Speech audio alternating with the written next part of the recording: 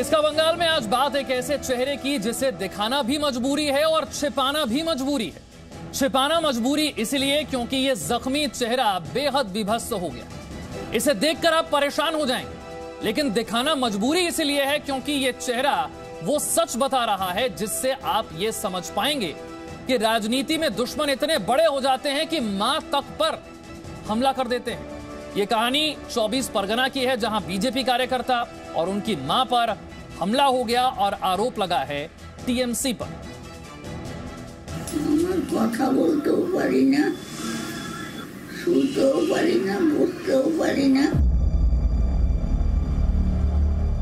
आज ये तस्वीर आपको देखनी होगी।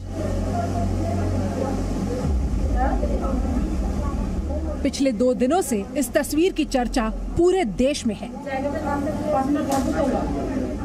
इस तस्वीर की एक सच्चाई है तो कुछ फेक न्यूज भी है और हर किसी के अपने अपने दावे भी हैं।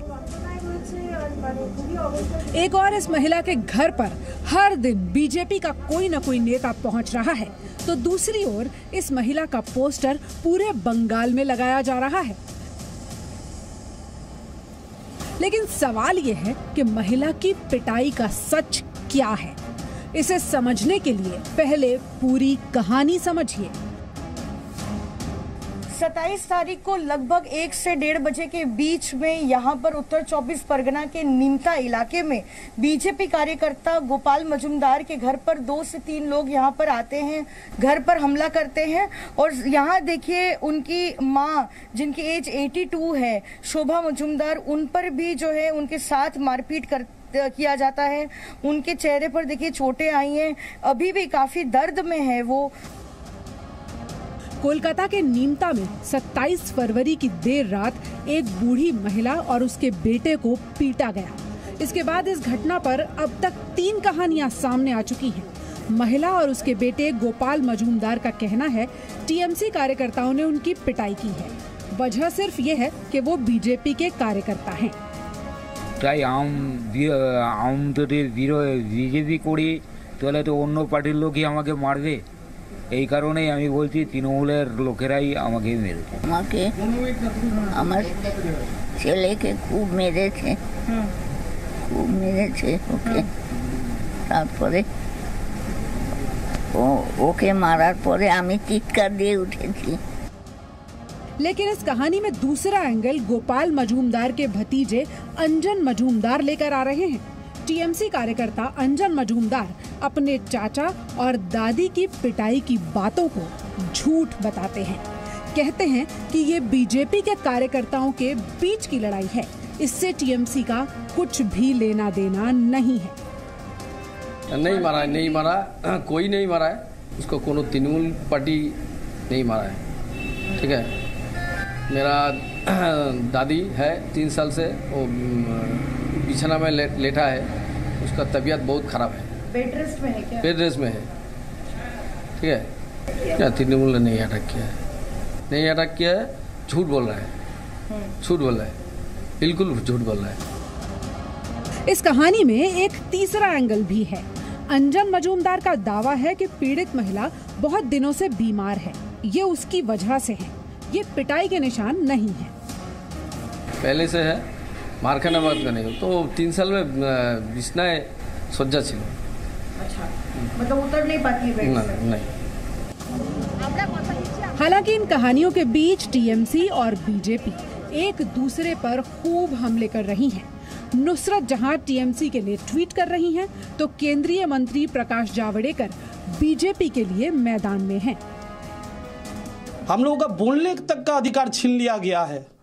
हम लोग जो गणतांत्रिक आंदोलन के माध्यम से जो अन्याय हो रहा है वो बोलने का भी विचार छीन लिया गया। आप देख सकते हैं कि किस तरह से मारा है। कल से खबर चल रहा है, आज मैं यहाँ पर आया हूँ, कल रात भी मैं यहाँ पर जोगाजोग किया क्योंकि मेरा घर श्रीभूमि में है। मैं वहाँ से दौड़ के आया हूँ, अपने माँ को देख के मेरे आँख से आंसू आ रहा है। मैं एक बात कहना चाहूँगा कि ये ज़्यादा दिन तक नहीं चलेगा।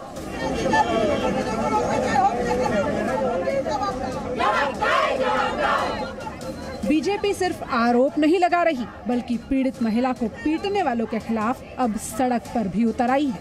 ममता सरकार के खिलाफ नारे लग रहे हैं।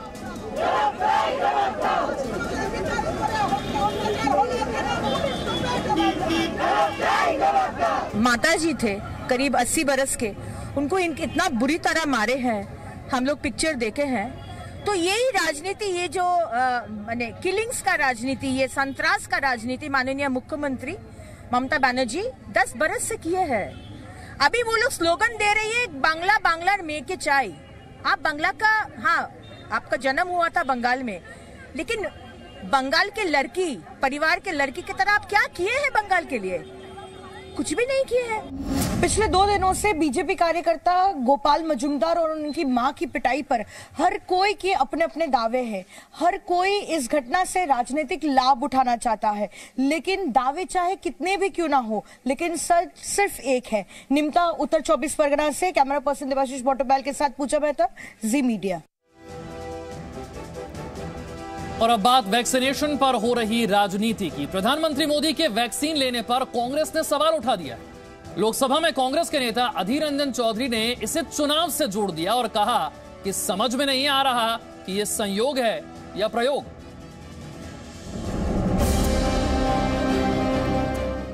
जिस तस्वीर पर आज पूरे देश को गर्व है, जिस तस्वीर को आत्मनिर्भर भारत की सबसे बड़ी तस्वीर कही जा रही है, जिस एक तस्वीर से कोरोना के खिलाफ हिंदुस्तान की जंग में भरोसा पैदा हो रहा है, उसी तस्वीर पर राजनीति शुरू हो गई है। लोकसभा में कांग्रेस के नेता अधीर रंजन चौधरी ने प्रधानमंत्री नरेंद्र मोदी के वैक्सीन लेने को चुनाव से जोड़ दिया है। उन्होंने आरोप लगाया कि चुनाव करीब होने की वजह से पीएम ने वैक्सीन लगाई।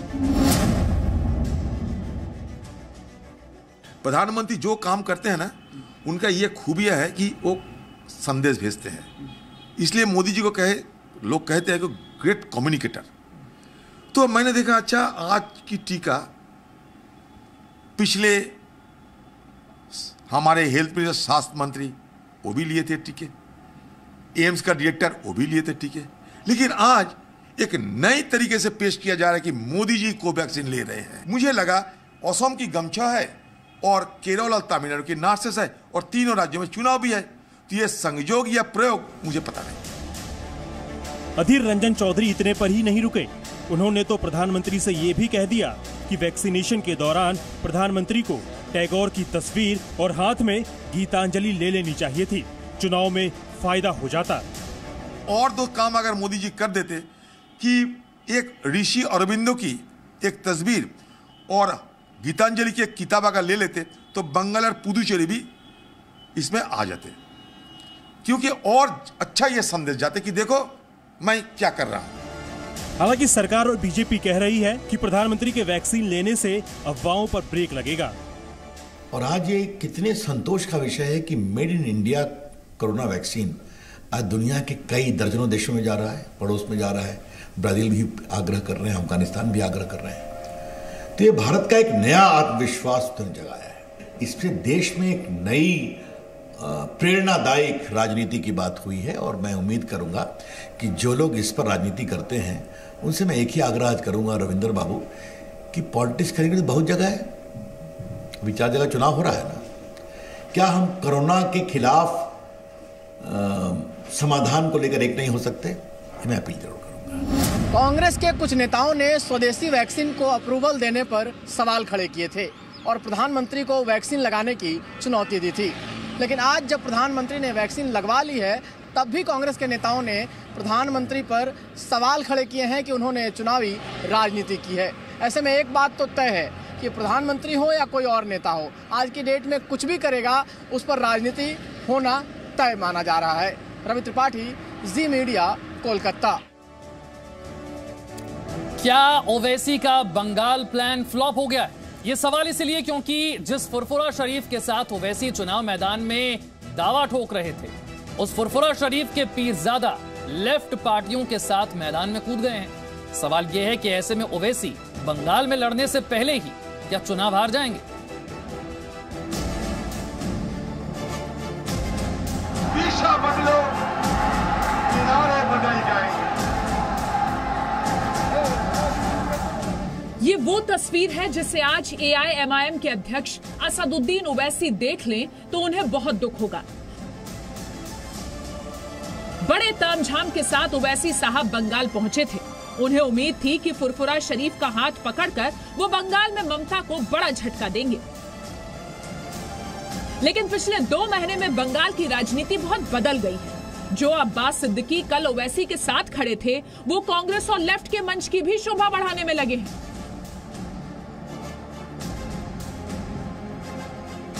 तो सवाल ये है कि बंगाल में ओवैसी अब क्या करेंगे? यही सवाल आज ओवैसी से पूछ लिया गया। सुनिए उन्होंने क्या जवाब दिया। आपके सवाल का इसका जवाब इतना ही है। एक शायर का शेर है, मैं अकेला ही चला था जानिब मंजिल, लोग आते गए कारवां बनता गया।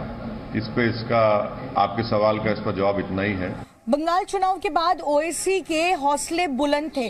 बिहार चुनाव की तरह ही बंगाल में वो करिश्मा करना चाहते थे, लेकिन ओवैसी की असली मुश्किलें बढ़ा दी बंगाल के बांग्ला भाषी मुस्लिमों ने, जिनका दिल जीतना ओवैसी के लिए आसान नहीं है। बंगाल में तकरीबन 30% मुस्लिम हैं, जिसमें 27% बांग्ला बोलने वाले हैं, तो 3% उर्दू बोलने वाले मुस्लिम हैं। ओवैसी सिर्फ इन्हीं 3% मुस्लिम पर असर डाल सकते हैं, लेकिन बंगाल में काडर नहीं होने की वजह से इन पर भी बहुत असर मुश्किल है। मैं कभी भी नाउम्मीद नहीं होता हूं और हमेशा मैं उम्मीद रखता हूं अल्लाह से, और एक पॉजिटिव आउटलुक रखना चाहिए। नाउम्मीदी क्यों होना चाहिए? नाउम्मीद होने की जरूरत ही नहीं है। बंगाल में जिस मां पर हमला हुआ, बीजेपी जिसे लेकर टीएमसी पर आरोप लगा रही है, उसी पर अब बीजेपी के नेता कैलाश विजयवर्गीय का बयान सामने आया है। बंगाल में महिलाओं के खिलाफ सबसे ज्यादा रेप के मामले। बंगाल में बेटियां सुरक्षित क्यों नहीं हैं, ये पूछ रहे हैं बीजेपी के नेता कैलाश विजयवर्गीय। सोनार बांग्ला का सपना हम साकार करेंगे। सबसे पहली रिपोर्ट जो हमने आज आपको किसका बंगाल में दिखाई, वो बंगाल की इसी मां की रिपोर्ट, जो बीजेपी के कार्यकर्ता की मां है। बीजेपी ने आरोप लगाया कि टीएमसी के कार्यकर्ताओं ने यह हमला किया और उनकी मां तक को नहीं छोड़ा, उन पर भी हमला कर दिया गया। दुर्भाग्य से पश्चिम बंगाल में सबसे ज्यादा महिलाओं के रेप के केस हैं। जब एक बंगाल की बेटी मुख्यमंत्री है तो फिर बंगाल के अंदर बेटियां सुरक्षित क्यों नहीं? ये सारे प्रश्न हैं और मुझे लगता है कि इस प्रश्न का उत्तर भारतीय जनता पार्टी है। वक्त एक छोटे से ब्रेक का है। Presenting B News app available on Google Play and App Store. Download it now.